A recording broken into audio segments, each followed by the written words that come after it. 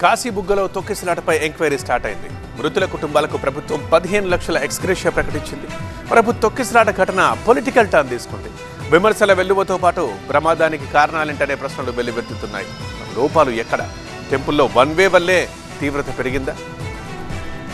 కాశీబుగ్గ వెంకన్న సన్నిధిలో తొక్కిసలాట 9 మంది ఊపిరి తీసుకుంది. ఆ ఘటనను కళ్లారా చూసిన ప్రత్యక్ష సాక్షులు ఇంకా షాక్ నుంచి తేరుకోలేకపోతున్నారు.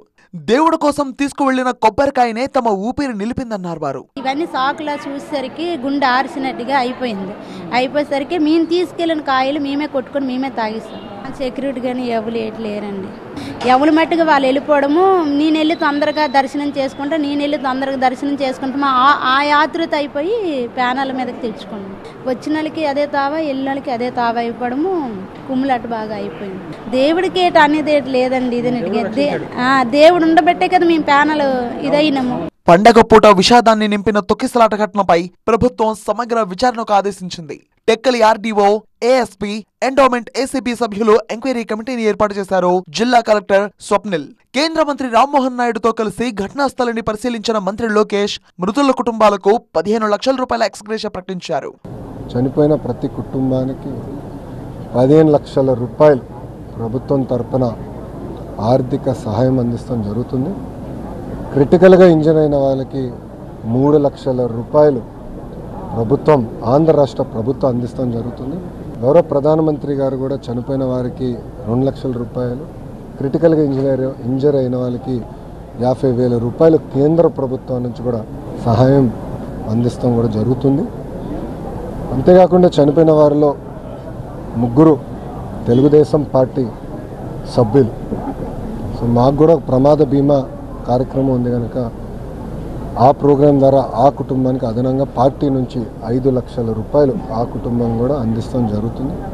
ఓవైపు అలా సర్కార్ వారి మాట, మరోవైపు తొక్కిసలాట ఘటన కేంద్రంగా పొలిటికల్ తూటాలు పేలాయి. ఇది ముమ్మాటికి కూటమి ప్రభుత్వ వైఫల్యమే అని ఆరోపిస్తూ ఘాటుగా ట్వీట్ చేశారు వైసీపీ అధినేత జగన్. మృతుల కుటుంబాలకు 25 లక్షల రూపాయల ఎక్స్గ్రేషియా చెల్లించాలని డిమాండ్ చేశారు ఆయన. సమాచారం అందిన వెంటనే స్పాట్ కు చేరుకుని సహాయక చర్యలు చేపట్టడం సహా సత్వర వైద్య సేవలందించి భక్తుల ప్రాణాలను కాపాడారంటూ మాజీ మంత్రి సీదిరి అప్పలరాజును అభినందించారు జగన్.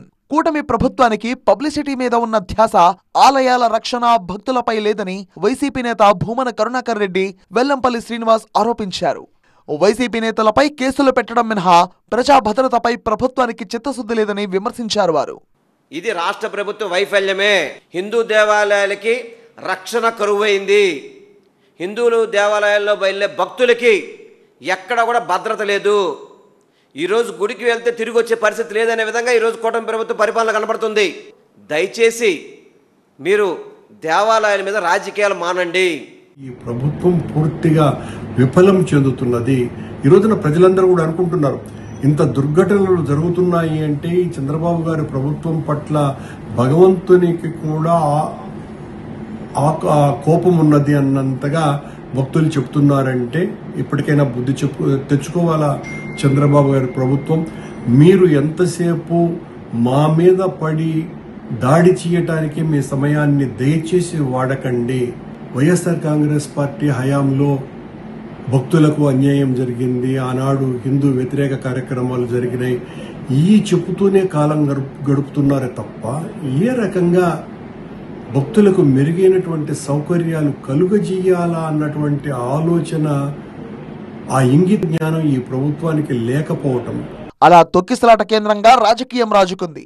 అయితే ఎంక్వైరీ తర్వాత నివేదిక ఆధారంగా కఠిన చర్యలు తప్పవని ప్రభుత్వం స్పష్టం చేసింది. ఇలాంటి ఘటనలు పునరావృతం కాకుండా యాక్షన్ ప్లాన్ రూపొందించాలని సీఎం చంద్రబాబు ఆదేశాలు జారీ చేశారన్నారు మంత్రి లోకేష్.